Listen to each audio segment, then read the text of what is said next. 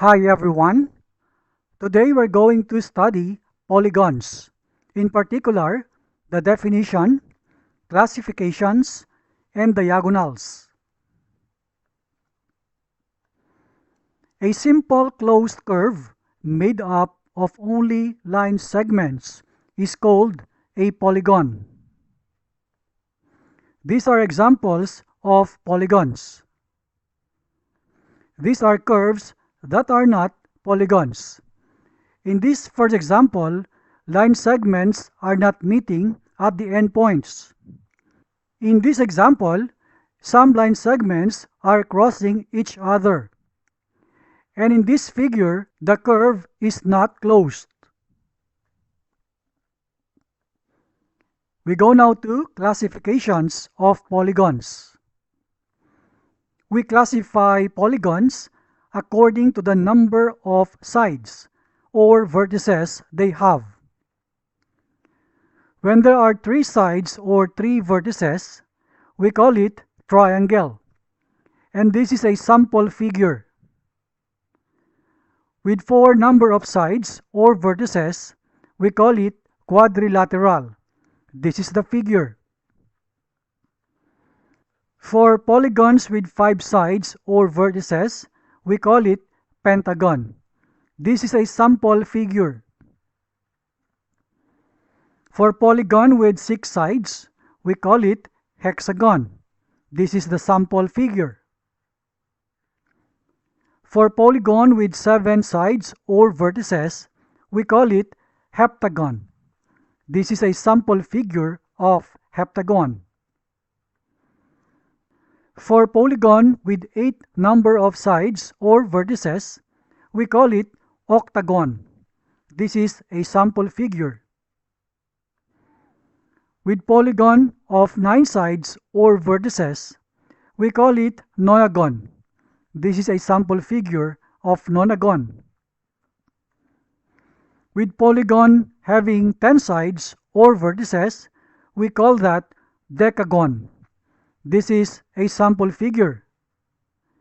For polygon with n number of sides, we call it n-gon. Let's go now to diagonals.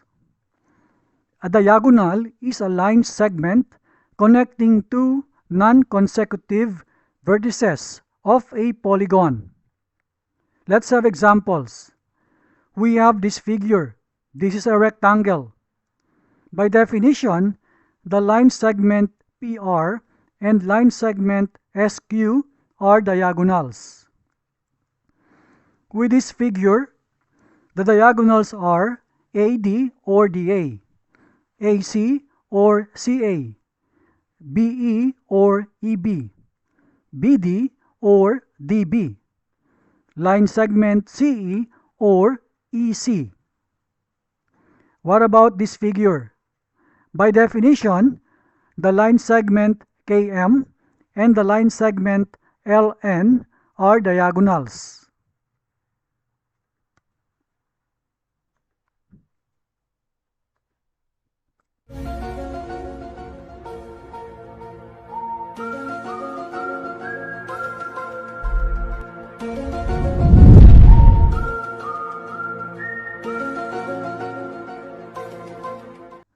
Today we're going to study about polygons.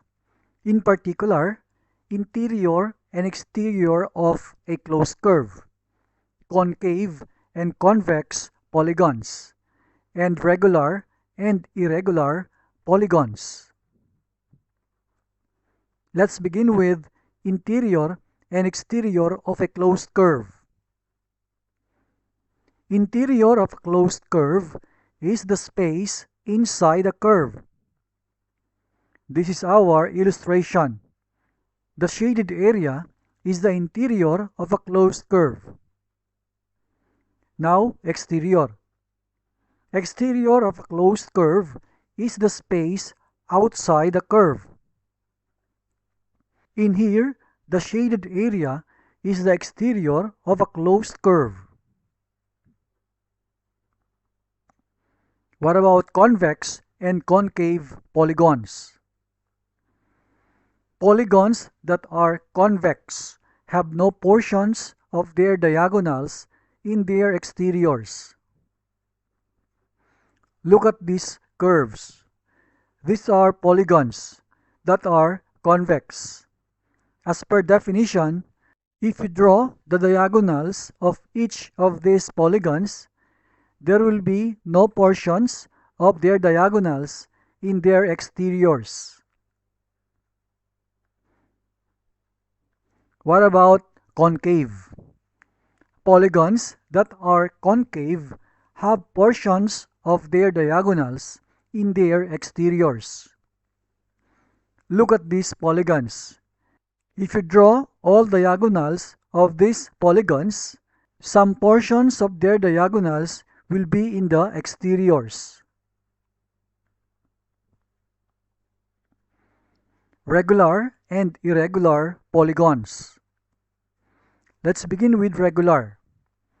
A regular polygon is both equiangular, which means all angles equal, and equilateral, that means all sides equal. Let's have examples. Example 1. A square has sides of equal length and angles of equal measure. That means a square is a regular polygon. Another example. An equilateral triangle is a regular polygon. All sides equal, all angles equal. Another example, a pentagon of equal sides is a regular polygon. This is our illustration. What about irregular polygons? An irregular polygon is a polygon that is not regular. Based on definition of regular polygon, we have here two examples of an irregular polygon. We can see that not all sides are equal, nor not all angles are equal.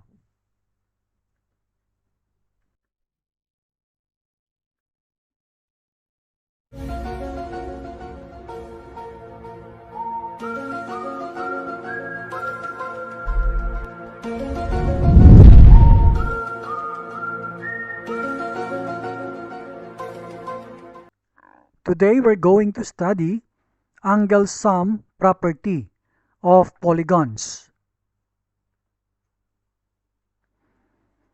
We learned that the sum of the measures of the three angles of a triangle is 180 degrees.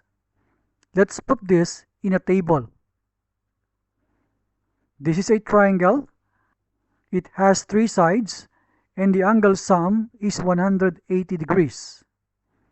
In connection with this value, let's see quadrilaterals. There are four sides. The angle sum is 2 times 180 degrees. It seems that the number of sides, which is 4, minus 2, multiplied by 180 degrees.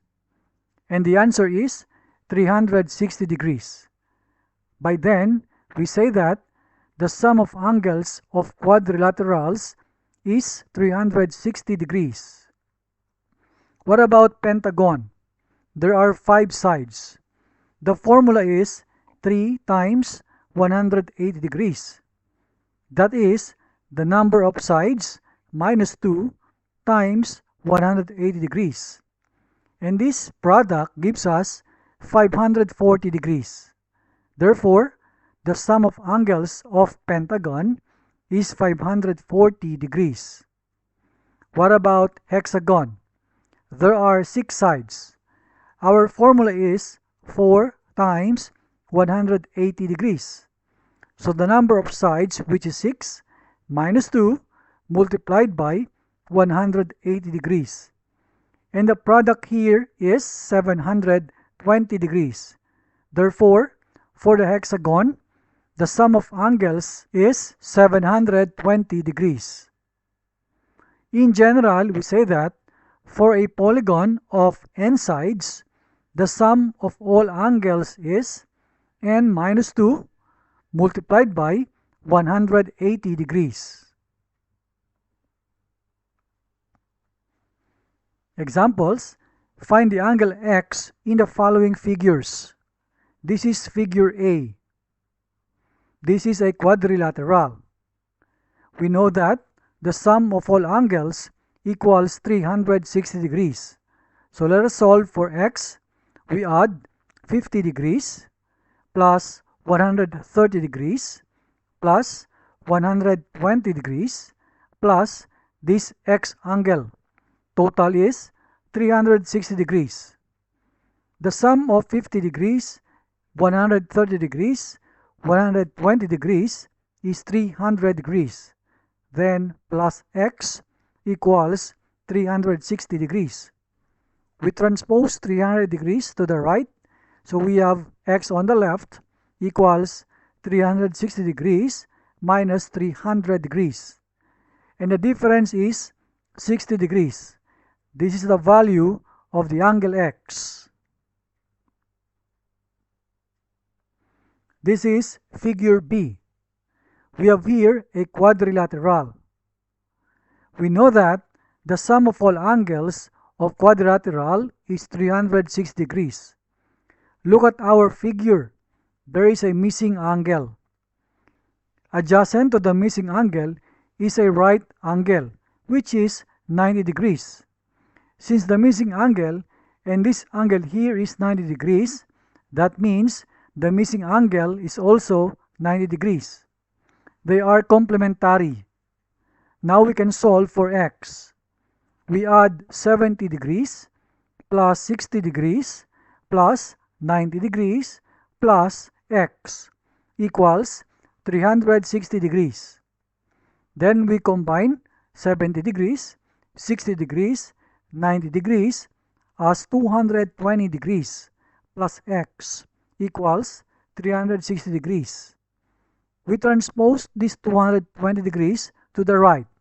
So x on the left equals the right side 360 degrees minus 220 degrees.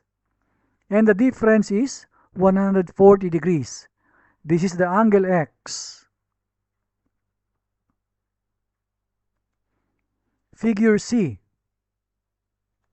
This is a regular pentagon. By the symbol that we see here, we say that the sides are equal and the angles are equal. We know that the sum of all angles equals 540 degrees. We set this angle to be x. That means all the angles are x. So we can write 5x equals 540 degrees. Solving for x, we divide this equation by the coefficient of x, which is 5. When we do that, 5 comes down here as denominator. So x on the left equals 540 degrees divided by 5. And x equals 108 degrees. This is the angle x. Figure D. Let us find x plus y plus z. We can see that the closed figure is a triangle, and the sum of all angles of a triangle equals 180 degrees. In the triangle, there is a missing angle. Let's name this as A. We can solve for A by adding all the angles equals 180 degrees. So we write 90 degrees plus 30 degrees plus this angle A equals 180 degrees. 90 degrees plus 30 degrees is 120 degrees. Plus A equals 180 degrees. We transpose 120 degrees to the right side. So A equals 180 degrees minus 120 degrees. And the difference is 60 degrees. For this angle A, we can substitute now the value 60 degrees. Let us now solve for x, y, z, and we will get the sum. Notice that the x plus 90 degrees, the z plus 30 degrees, the y plus 60 degrees are complementary. That means all these sums equals 180 degrees, referring to a straight angle. Now let's solve for x, z, and y respectively. For the x, we transpose this 90 degrees to the right. So 180 degrees minus 90 degrees, x value is 90 degrees. What about the z? This 30 degrees we transpose to the right. So 180 degrees minus 30 degrees, that is the value of z, equals 150 degrees. And the y plus 60 degrees equals 180 degrees. We transpose 60 degrees to the right. So that will be subtracted from 180 degrees. So the value of y is 120 degrees. So we put now the sum x plus y plus z. Let's now substitute the values. So we have 90 degrees plus 120 degrees plus 150 degrees. And the total is 360 degrees.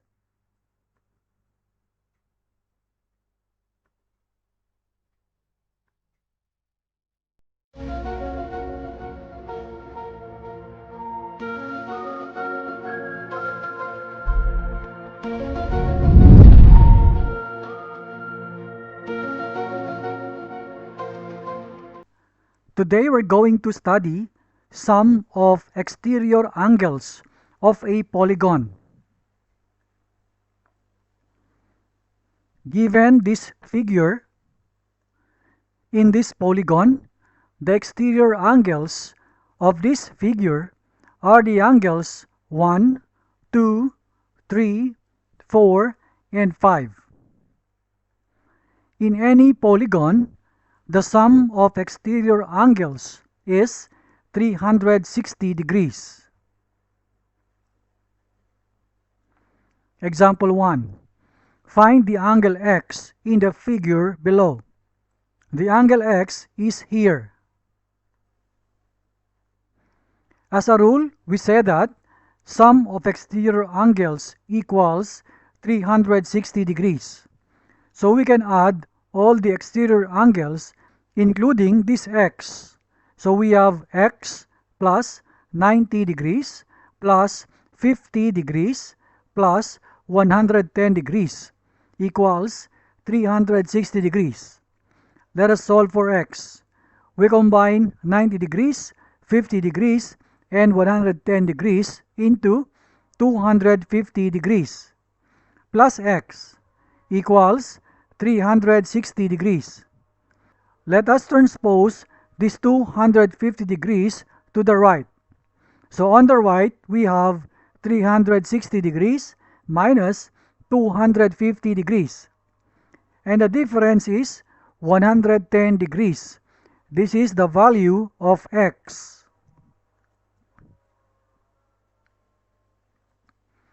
Example 2. Find the number of sides of a regular polygon whose each exterior angle has a measure of 45 degrees. We know that the total of all exterior angles equals 360 degrees. Given is the measure of each exterior angle equals 45 degrees. Therefore, the number of exterior angles equals this 360 degrees divided by 45 degrees. And the answer is 8. It follows that there are 8 interior angles. Then the polygon has 8 sides. That means the polygon is an octagon. Example 3. Find the measure of each exterior angle of a regular polygon of 15 sides. We know that the total of all exterior angles equals 360 degrees. The number of sides given as 15. So, the measure of each exterior angles, we will do 360 degrees divided by 15. And the answer is 24. This 24 degrees is the measure of each exterior angle.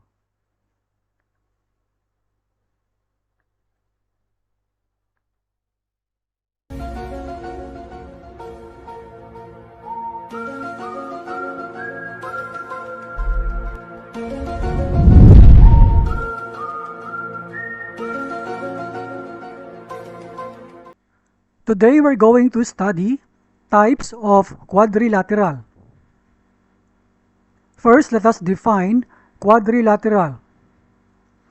A quadrilateral is a closed shape and a type of polygon that has 4 sides, 4 vertices, and 4 angles. It is formed by joining 4 non-collinear points. The sum of interior angles of quadrilaterals is always equal to 360 degrees. Then let us discuss types of quadrilateral. The first is parallelogram. A parallelogram is a quadrilateral with 2 pairs of parallel sides and opposite sides are equal. This is a picture of a parallelogram. Next is rhombus. A rhombus is a parallelogram with 4 equal sides. This is the picture of a rhombus. Next is rectangle. A rectangle is a parallelogram with 4 right angles and opposite sides are equal. This is a rectangle. Next is square. A square is a rectangle with all sides equal. This is a square.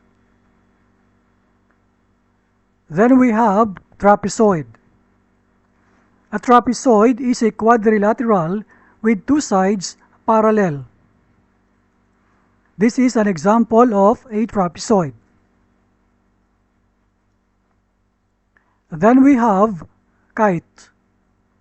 A kite is a quadrilateral with 2 pairs of adjacent sides having same length. This is a picture of a kite. Example 1. The angles of quadrilateral are in the ratio 3, 5, 9, 13.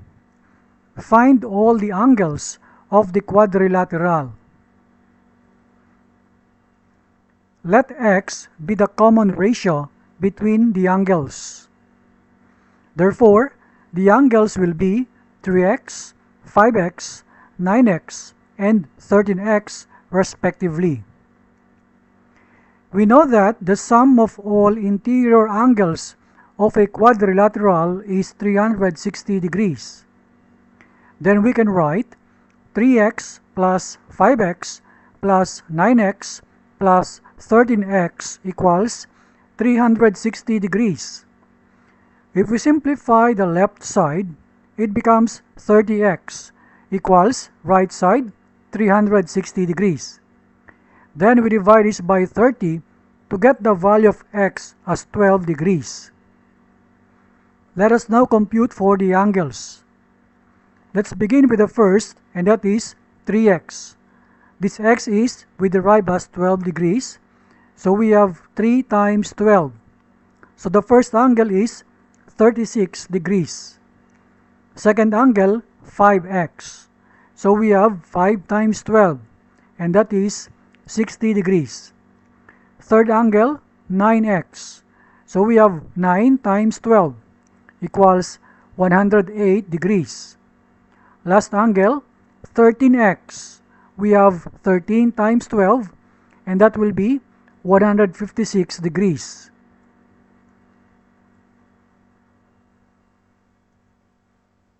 Example 2.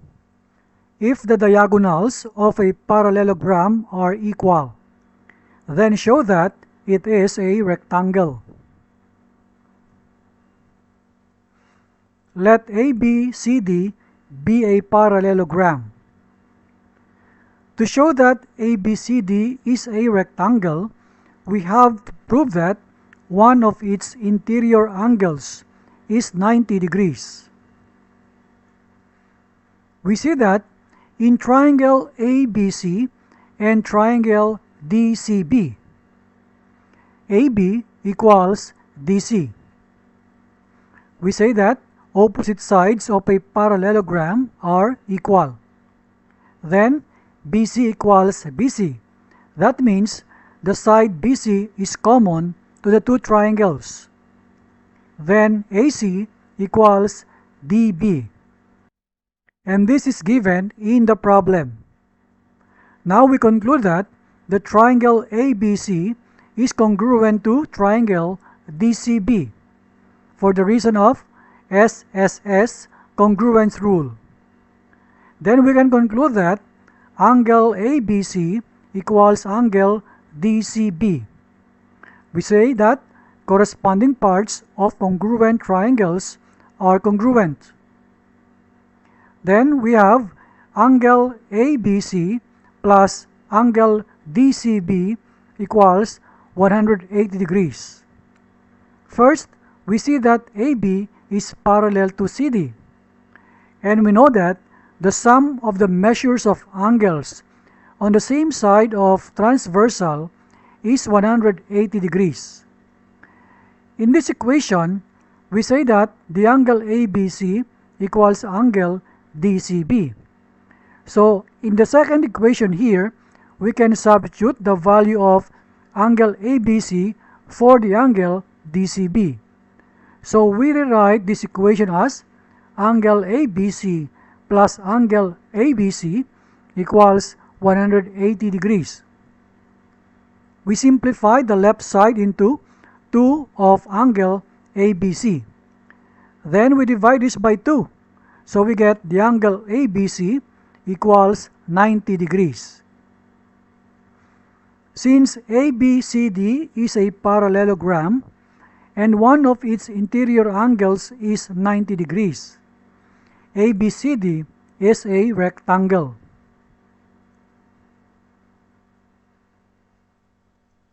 Example 3. Show that if the diagonals of a quadrilateral bisect each other at right angles, then it is a rhombus. This is the figure. Let ABCD be a quadrilateral whose diagonals AC and BD bisect each other at right angle. To prove ABCD a rhombus, we have to prove that ABCD is a parallelogram and all the sides of ABCD are equal. We see here now that in the triangle AOD and triangle COD, OA equals OC. We say that diagonals bisect each other. It's given in the problem.